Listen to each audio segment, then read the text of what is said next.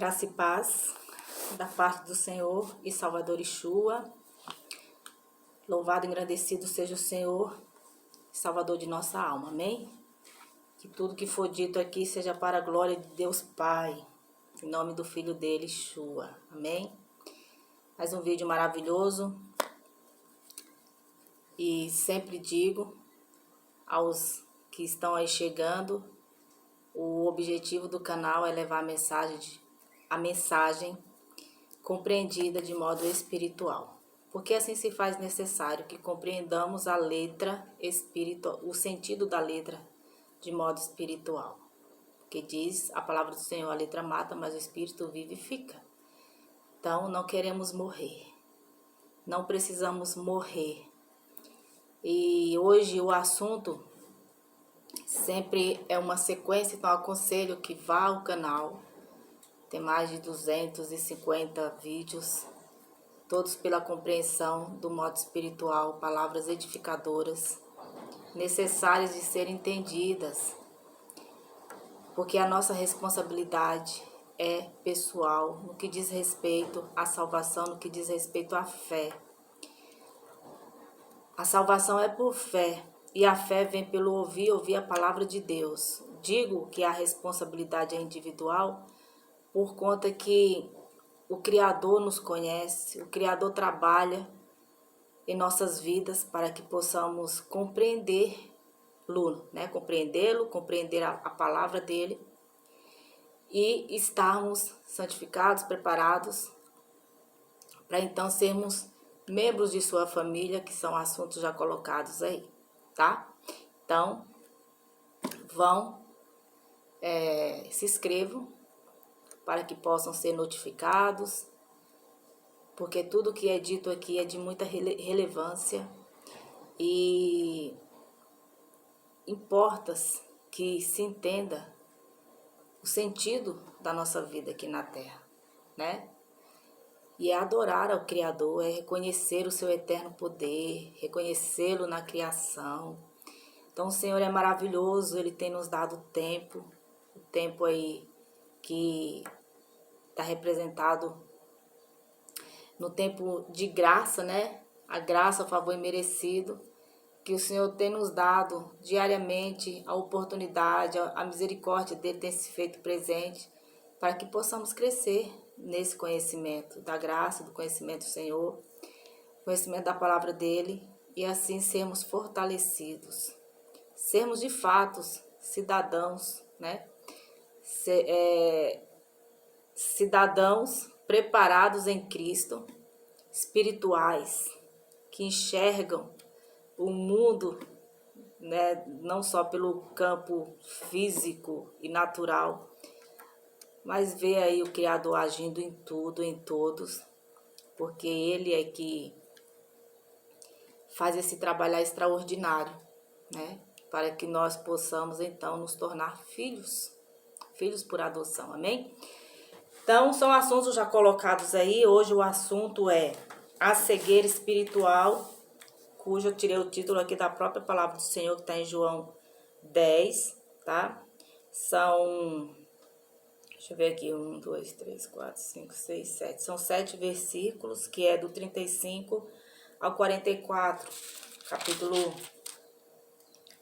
9, é o capítulo 9, tá, gente? Não 10. O capítulo 9 é seguido aí de 41 versículos, né?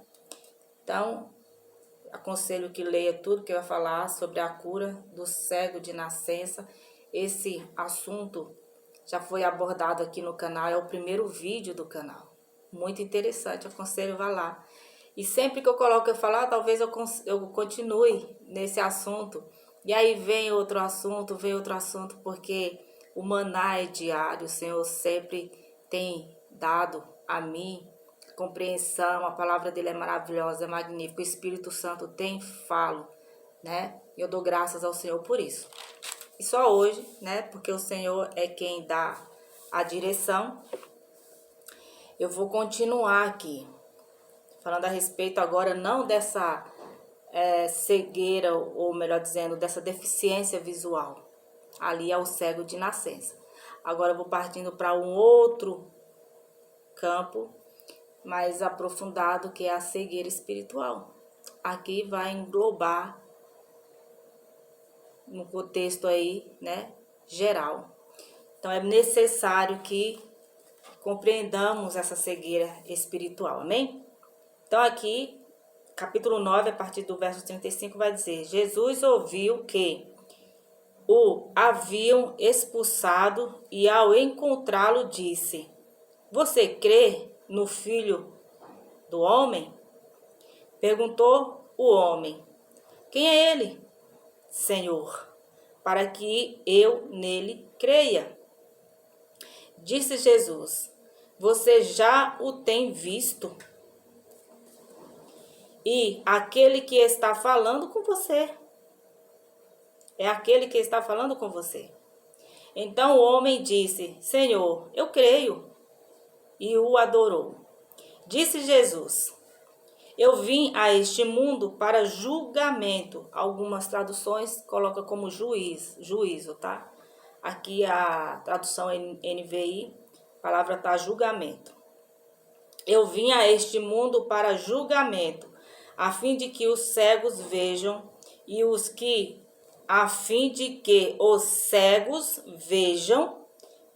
veem se tornem cegos. Alguns fariseus que estavam com ele ouviram-no dizer isso e perguntaram: Acaso nós também somos cegos? Disse Jesus: Se vocês fossem cegos, não seriam culpados de pecado. Mas agora que dizem que podem ver, a culpa de vocês permanece. Percebam que quando o fariseu pergunta, ele pergunta com, aqui dá a entender, um ar de arrogância. Típico de alguém que entende que está sendo apontado. Então ele pergunta para o mestre, né? Está falando que alguns fariseus que estavam ouvindo-no dizer isso e perguntaram: Acaso nós também somos cegos? E aquele que tudo vê e que tudo sonda responde: Disse Jesus: Se vocês fossem cegos, não seriam culpados de pecado. Por que ele está colocando isso? Porque a pessoa que entende que a esses que conheciam a palavra ou a Deus só de ouvir falar, como o próprio salmista coloca: Eu te conhecia só de ouvir falar, hoje meus olhos te veem. Dá para entender bem essa mensagem com essa, né? Interligadas aí. Então, se eles temessem até de olhar para o céu, como também é colocado no Evangelho, um caso assim, um homem que ele tinha medo até de olhar para o céu e batia no peito, reconhecendo quem é Deus. Então, quando nós temos a humildade, somos pessoas humildes, somos pessoas não arrogantes e pessoas que só em testificar a criação sabemos que existe o Criador dos céus e da terra. Então tememos. Sabemos que dentro da nossa própria capacitação não podemos nem chegar a ter essa autoconfiança antes de Cristo, porque hoje em Cristo nós confiamos que por através dele. É graças a ele que oramos, que buscamos, que clamamos, que conversamos, que ouvimos a voz do Espírito. Mas até então, pessoas que não têm o entendimento do Evangelho, essas pessoas se entendem como seres humanos e que devem temer ao Criador. E aí vão se aprofundando no conhecimento e vão vendo que esse temor, ele é muito benigno. Por quê? Porque o Senhor da glória, ele é onisciente, ele vê todas as nações como uma gota de água que resta no balde, como diz no livro do profeta Isaías. O Senhor, ele sonda nossos pensamentos e nossas intenções. Então, quando um desses fariseus aí, né, ele faz essa pergunta, acaso nós também somos cegos? Ele está se declarando como, peraí, a minha compreensão, né? Peraí, nós temos posse dos pergaminhos, nós somos os instrutores dos povos, os povos nos buscam para aconselharmos, nós temos o conhecimento do livro do patriarca Moisés, nós temos o conhecimento da lei mosaica, nós temos todo o contexto sagrado aqui de como adorar e fazer os sacrifícios ao Senhor no templo. Como assim? Nós somos cegos? E a resposta: mas agora que dizem que podem ver, percebam que pode ser que houve ali uma continuidade de falas, mas aqui não está colocando que eles, não está escrito essa fala mais que dá a entender que a resposta do Senhor foi por conta do retrucado, deles colocarem, né? Tipo assim, eles colocam aqui, acaso nós também somos cegos? Pode ser que eles continuaram falando, não, nós não somos cegos, coisa nenhuma, nós somos conhecedores, né? Então dá a entender assim, aí o Senhor ele fala, mas agora que dizem que podem ver, ou seja, estão se autodeclarando como conhecedores, a culpa de vocês permanece.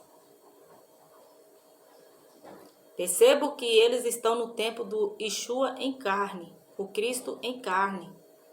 Eles se declaram, se auto-justificam como pessoas cumpridoras aí das leis.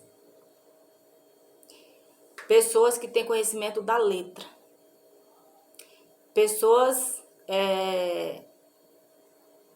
conhecidas como os fariseus. E o Senhor, ele é muito claro, porque ele está apontando para a questão da cegueira espiritual.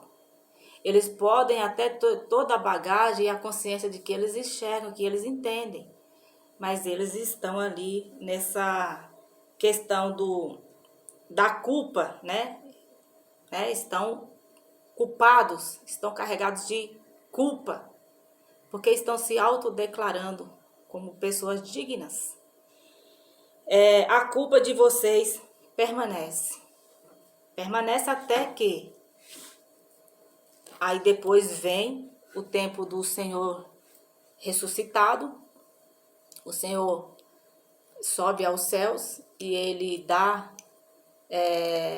o ministério ao apóstolo Paulo. E quem é conhecedor bíblico aí sabe que houve a perseguição dos apóstolos, muitos morreram, exceto João, porque João ele foi resguardado com propósito também. Os demais foram mortos, inclusive o apóstolo Paulo, que teve o ministério da graça do Cristo ressuscitado, do Yeshua ressuscitado. Então todos foram perseguidos e mortos. E consequentemente, porque vieram outros cristãos, o conhecimento dessa grandeza que é a palavra do Senhor, o Evangelho, foi expandido e essas pessoas foram perseguidas. Isso é conhecido aí historicamente, né? A perseguição aos cristãos. As pessoas sabem que no Coliseu houve muitas mortes. E é isso, né? É conhecido até de quem é leigo, biblicamente, dessa perseguição aos cristãos. A cegueira espiritual é a grande causadora de tudo isso. É a causadora da autojustificação, é a causadora de blasfema, é a causadora de perseguições generalizadas.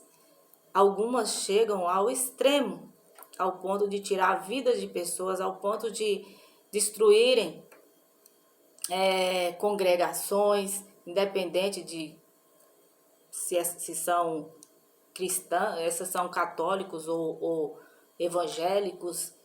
Tem lugar que tem que predominar uma só religião, né? Que eles têm como religião. Então a perseguição, em casos, elas são bem extremas, e outras elas são mais sutis, mas que também causam e provocam danos, né, em vidas de pessoas que talvez não estejam estruturadas espiritualmente, porque quando se está estruturado, está preparado para as perseguições, amém?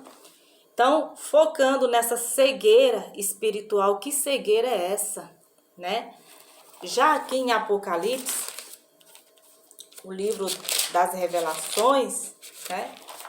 O livro dado a João, vai dizer aqui, nas cartas, né? As igrejas.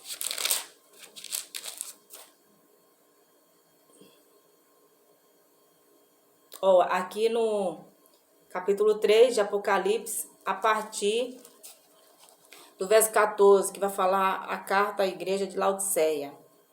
Ao anjo da igreja de Laodiceia escreva: estas são as palavras do Amém, a testemunha fiel e verdadeira, o soberano da criação de Deus. Conheço as tuas obras, sei que você não é frio nem quente. Melhor seria que você fosse frio ou quente.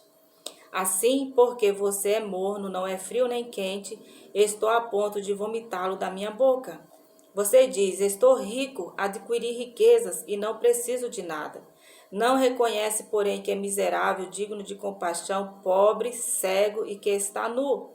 Dou-lhe este conselho: compre de mim ouro refinado no fogo e você se tornará rico. Compre roupas brancas e vista-se para cobrir a sua vergonhosa nudez. E compre colírio para ungir os seus olhos e poder enxergar. Então a palavra sempre está apontando para o sentido espiritual, não é uma nudez literal, é uma nudez de pessoas que se auto-justificam, ao ponto de se autodeclararem como já santas, como já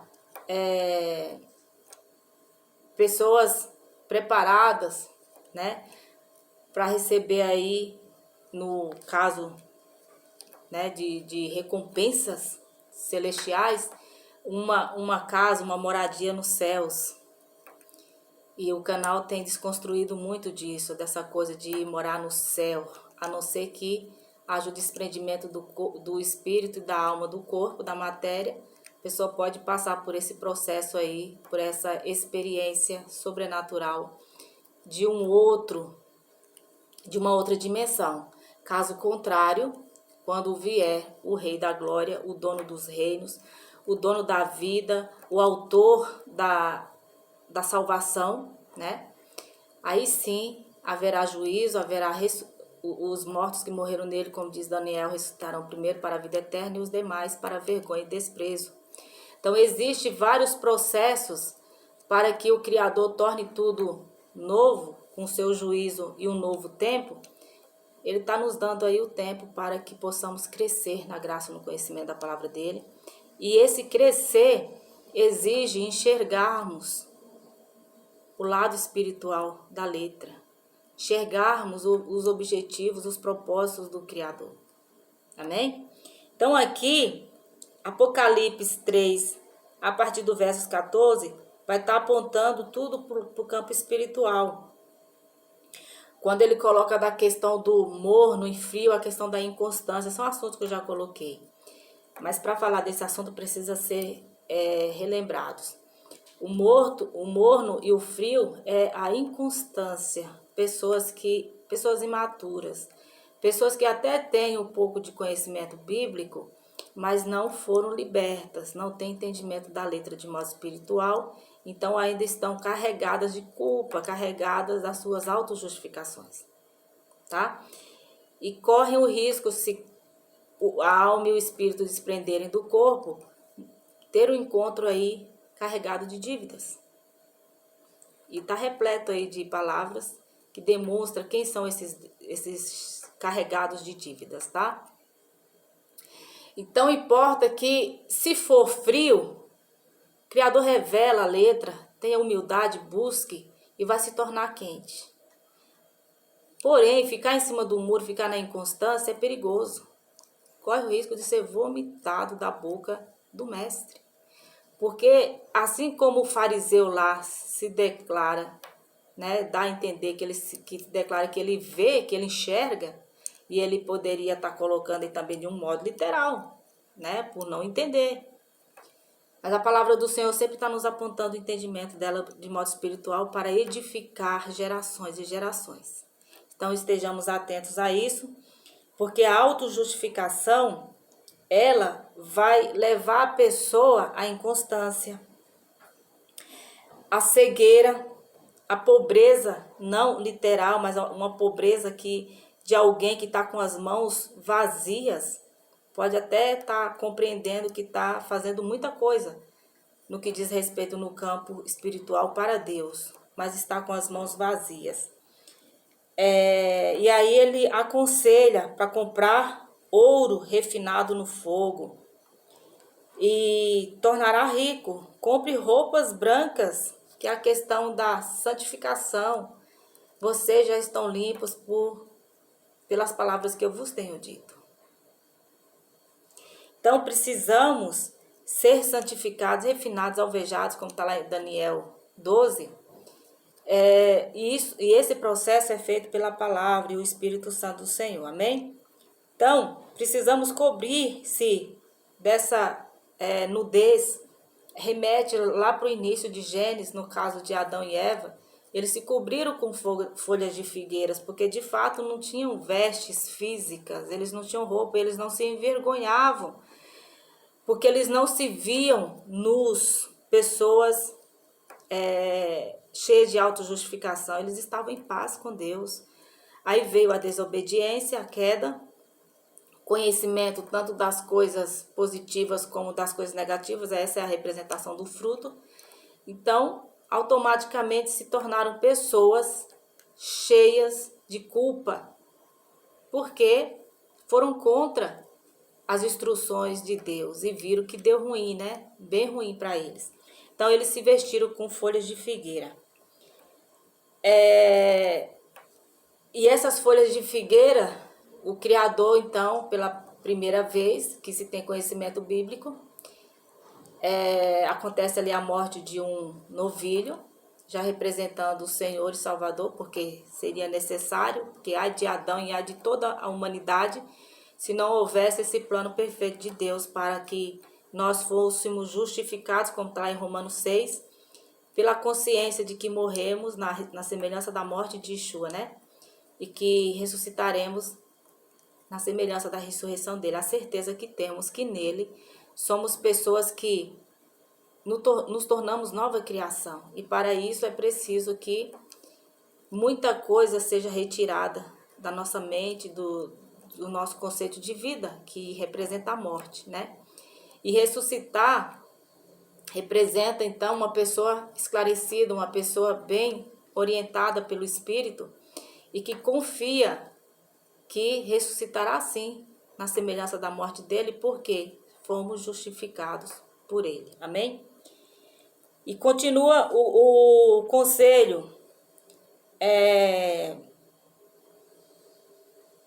E compre colírio para ungir os seus olhos e poder enxergar. Claro que a palavra está aqui, comprar, é um modo figurativo, mas esse comprar, pela compreensão da palavra, do Evangelho, ele representa um aquebrantamento, arrependimento de pecados, reconhecendo quem somos, criação de Deus, para se tornar criaturas, né? Que foram criados por Deus, mas que precisa se tornar corpo, né? Corpo, templo, morada, como está nos livros dos Coríntios, primeira carta aos Coríntios, santuário de Deus. Pessoas que passam a enxergar através da ótica bíblica e pelo discernimento dado ao Espírito, porque lá em 1 Coríntios capítulo 2 vai dizer que temos a mente de Cristo. Então devemos discernirmos todas as coisas porque temos a mente de Cristo. Então é o que eu tenho colocado em outros vídeos, a questão do processo. Precisa se passar pelo processo, gente, acredite, eu resumo muita coisa, porque graças a Deus, o ato de meditar na palavra do Senhor nos possibilita a fazer essa junção e essa união de palavras, tá? Mas agora eu vou dar uma lida aqui em Números capítulo 12, para alinhar a João 9, tá? Números, quiser acompanhar aí, Números capítulo 12. É um relato a respeito de Miriam e Arão, que criticam Moisés. Aqui eu já estou voltando para Moisés, mas não vai ser colocado um véu, porque eu entendo que precisamos entender o Evangelho para então compreender o que foi dito por Moisés. O processo, né, do Senhor precisar usar Moisés para direcionar o povo de Israel. Então, é aberto os olhos do cristão espiritualmente, de forma espiritual. Então, isso nos possibilita entender toda a palavra do Senhor. Amém? Então, vou ler aqui. Miriam e Arão começaram a criticar Moisés porque ele havia se casado com uma mulher etíope. Veja, isso é pouco colocado, né? Moisés se casou com uma mulher etíope. Olha que interessante, né? Dele vieram, acho que 2 filhos, uma descendência aí, né, de Moisés, entre o povo etíope. Tudo com o propósito de Deus, né? Perceba que aquele povo tem as tradições até hoje. Tem muito a nos ensinar, assim, é uma Bíblia aberta e não é divulgada na TV porque não tem esse interesse. O mundo tem interesse de manter o povo cego, o povo voltado para suas autojustificações, né? Então, será que o Senhor tem falado apenas por meio de Moisés? Perguntaram. Também não tem ele falado por meio de nós? E o Senhor ouviu isso. Ora, Moisés era um homem muito paciente, mais do que qualquer outro que havia na terra. Imediatamente o Senhor disse a Moisés, a Arão e Miriam: dirijam-se à tenda do encontro, vocês 3. E os 3 foram para lá. Então o Senhor desceu numa coluna de nuvem e, pondo-se à entrada da tenda, chamou Arão e Miriam. Os 2 vieram à frente e ele disse: ouçam as minhas palavras. Quando entre vocês há um profeta do Senhor, a ele me revelo em visões, em sonhos, falo com ele. Não é assim? Porém, com meu servo Moisés, que é fiel em toda a minha casa, com ele falo face a face, claramente, e não por enigmas, e ele vê a forma do Senhor. Glória a Deus. Porque não temeram criticar meu servo Moisés. O Senhor pergunta, por que não temeram criticar meu servo Moisés? Então a ira do Senhor acendeu-se contra eles e ele os deixou. Quando a nuvem se afastou da tenda, Miriam estava leprosa. Sua aparência era como a da neve. Arão voltou-se para Miriam, viu que ela estava com lepra e disse a Moisés: por favor, meu senhor, não nos castigue pelo pecado que tão totalmente cometemos. Não permita que ela fique como um feto abortado que sai do ventre de sua mãe com a metade do corpo destruída. Então Moisés clamou ao Senhor: ó Deus, por misericórdia, concede-lhe cura. O Senhor respondeu a Moisés: se o pai dela lhe tivesse cuspido no rosto, não estaria ela envergonhada?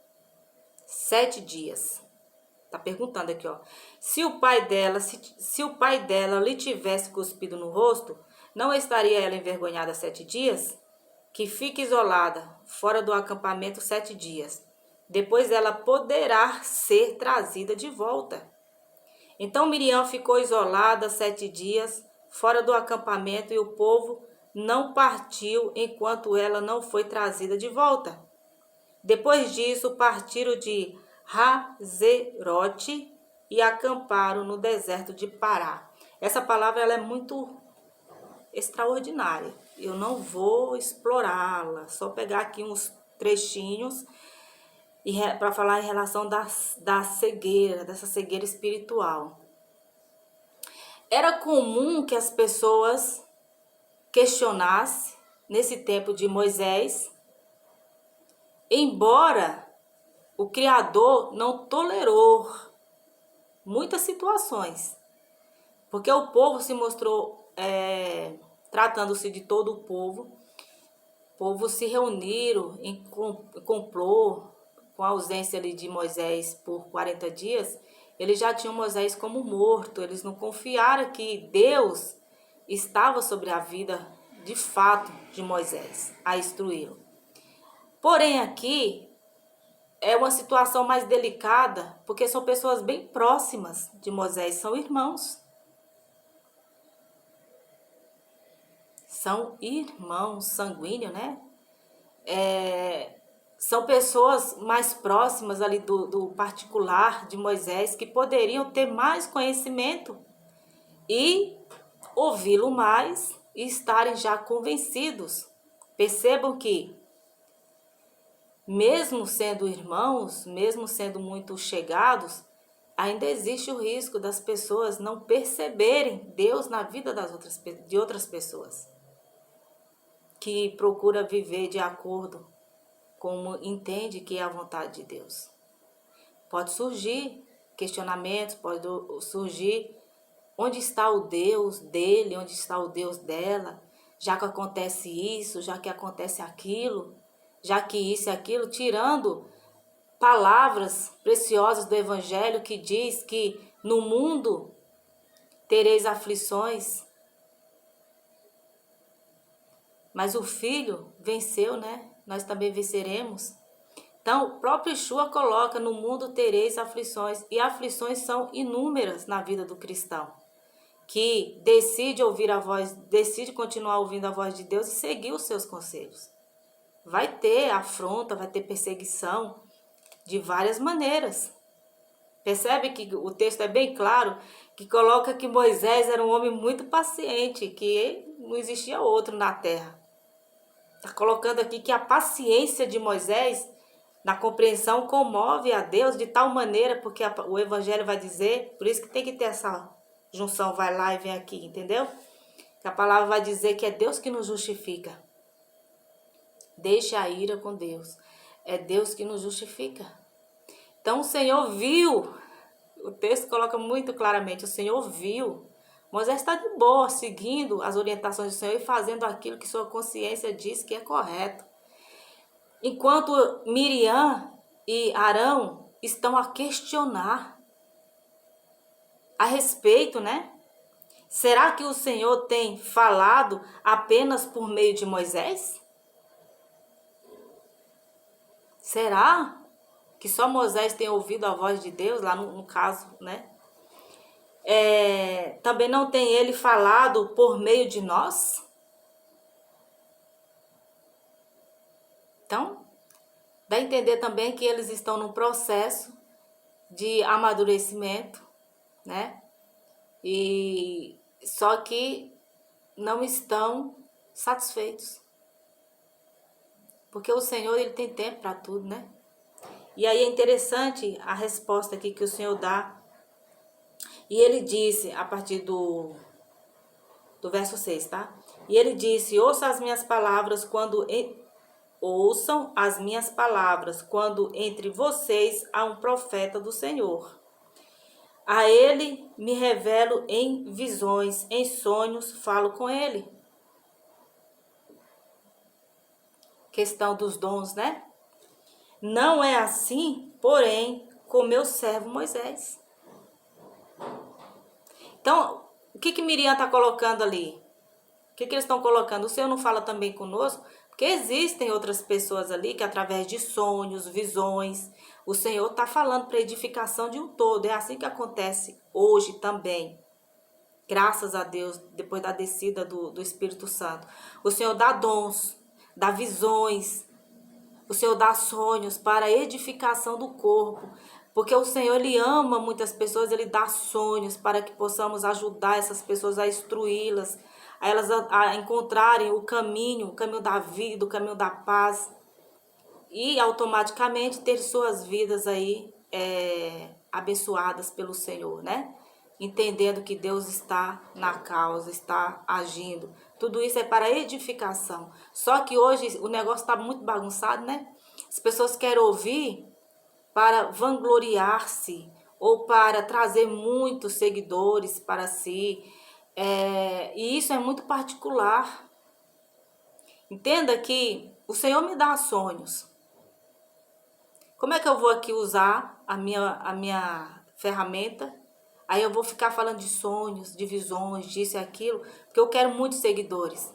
O dom que o Senhor me deu é entender a palavra de modo espiritual. O dom da palavra. O dom de professar a palavra, o dom de profecia, de falar da palavra dele. É um dom maravilhoso e que traz muita perseguição. Mas o Senhor só dá o dom a quem tem estrutura para liderar esse dom e não se vangloriar. Então o Senhor sabe o que ele faz, né? Então aqui Miriam e Arã estão a questionar porque, peraí, eu entendo assim, né? Não precisa ouvir só Moisés. As pessoas podem nos ouvir também. O Senhor percebeu aí um sentimento não saudável, não bom, né? Brotando, infelizmente, entre irmãos. Com ele falo face a face. Ou seja, o Senhor coloca bem claro. Existe aqui uma diferença, um diferencial entre eu e Moisés. Eu falo face a face com Moisés, né? Claramente. E não por enigmas. E ele vê a forma do Senhor. Nas minhas palavras, ele entende o seu chamado. Ele sabe a grandeza do Deus que fala com ele. É o Criador dos céus e da terra. Entre Moisés e Deus há um particular, entende? E hoje, entre Deus e os seus servos e suas servas, que estão fazendo a vontade dele, existe também esse particular.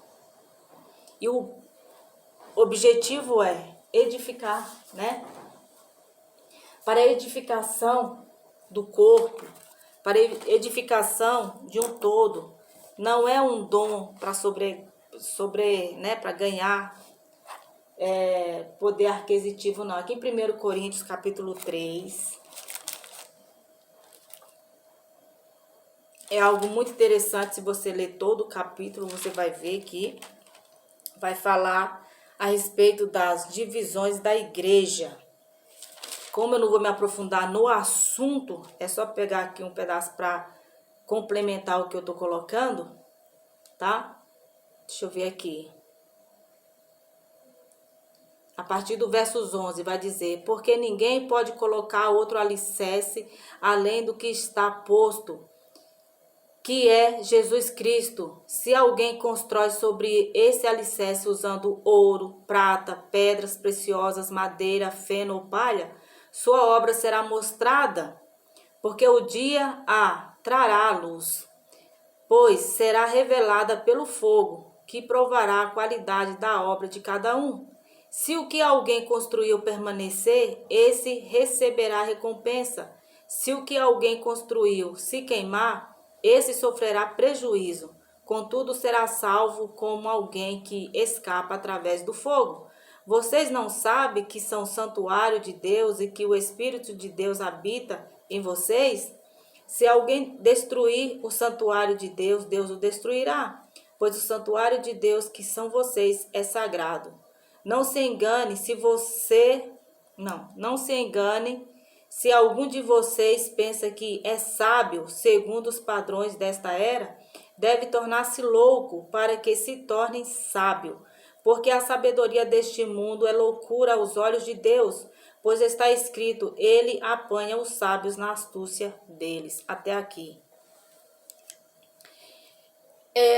O particular que o Senhor quer ter conosco é um particular, é um diferencial que demonstra um cristão desapegado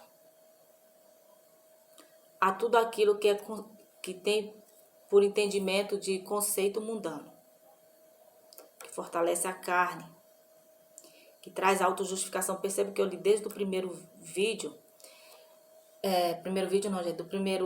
primeira mensagem aqui, em relação à questão do fariseu,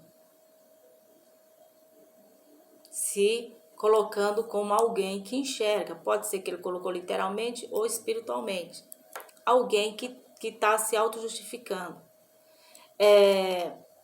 Em João, né, João 9, vai falar a respeito dos cegos espirituais. E é um segmento da mensagem que eu estava colocando lá do cego de nascença, né? Mas a cegueira espiritual nos torna pessoas de mente cauterizada, de mente voltada para a orientação que sempre vai trazer culpa, sempre vai trazer acúmulo de culpa. E depois eu fui lá para Apocalipse, que vai mostrar a consequência dessa cegueira. Alguém que está pobre, cego e nu, ou seja, alguém que pode se sentir rico, como coloca lá em Apocalipse 3, né? A partir do verso 14. A pessoa se considera rica, ela se auto-justifica nas obras, nas religiões, no que elas estão inseridas e tudo mais, nos seus ensinamentos, mas estão pobres, cegas e nuas, se não compreendem a palavra de modo espiritual, se não foram de fato seladas, se não foram justificadas, se não foram renovadas na mente. É sempre assuntos que eu tenho colocado sempre, a palavra do Senhor.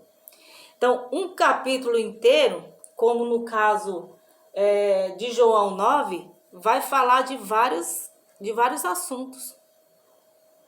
Eu li a partir do versos... Deixa eu voltar lá de novo.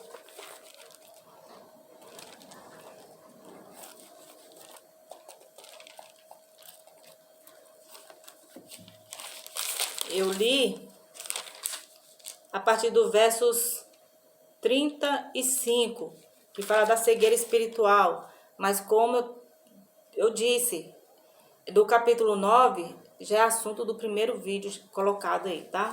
No canal. Essa coisa da autojustificação, essa coisa de não compreender as palavras do mestre, o seu sentido espiritual, a riqueza da compreensão da fala dele, nos coloca como mortos. A letra mata, mas o espírito vivifica. Pessoas mortas, embora vivas fisicamente, mas com conceitos mundanos, precisando ser libertas, precisando serem renovadas para entender essa questão do 1 Coríntios, capítulo 3, da nossa responsabilidade, do que nós somos, templo, morada do Espírito Santo. E cada obra feita, ela vai ser testada, vai passar. E se passar pelo fogo, amém, glória a Deus. Se não passar, mesmo assim ainda vão ser salvos, mas endividados, porque a salvação é por fé. Não terá as recompensas que é colocada na palavra do Senhor, que tem as recompensas, né, do povo de Deus. Então, haverá aí cada coisa julgada e bem esclarecida no campo espiritual, quando o Filho de Deus vier julgar a todos, como diz lá em Isaías 9, porque o poder e a autoridade foi colocado sobre os ombros dele. Ele virá julgar vivos e mortos. Ele virá julgar a todos. Então, se a minha obra passar pelo imetro, o reconhecimento do Senhor como justo, louvado seja Ele, porque Ele é que é digno de ser glorificado. Porque essa tem que ser o nosso foco, glorificar a Deus. Sempre preocupados em usar essas visões, esses sonhos para a edificação do todo. Onde você está inserido, você pode ser um canal de bênção na vida de muita gente. Você tem esses dons de visão, você tem o dom de sonhos, edifique vidas. Porque o Criador vai lhe dar orientação para isso. Agora, se vivermos nas nossas autojustificações, agindo como esse fariseu que toma tudo para si e se autodeclaram como santos, como pessoas dignas ao reino de Deus, cheios de culpa e não reconhecendo o Filho e a grandeza dele, para que então possamos ser salvos através da fé nele, da confiança nele, então estão cheios de culpas. Foi o texto que colocou aí. Permanecem na culpa. Então, o permanecer na culpa é grave, porque nós não temos noção de quando que o corpo e a alma vai desprender. Qualquer momento pode acontecer, não somos imortais. Então, precisamos ter essa consciência muito clara se o que estamos fazendo aqui é digno de alcançar recompensas no Senhor futuras e que é louvável. Veja que o Senhor, ele foi muito claro, né, em relação a justificar ali Moisés, e ele foi justo. E eu falei que ia colocar alguns, porque a palavra ela é maravilhosa, né? Acho que nem vai dar tempo. Enquanto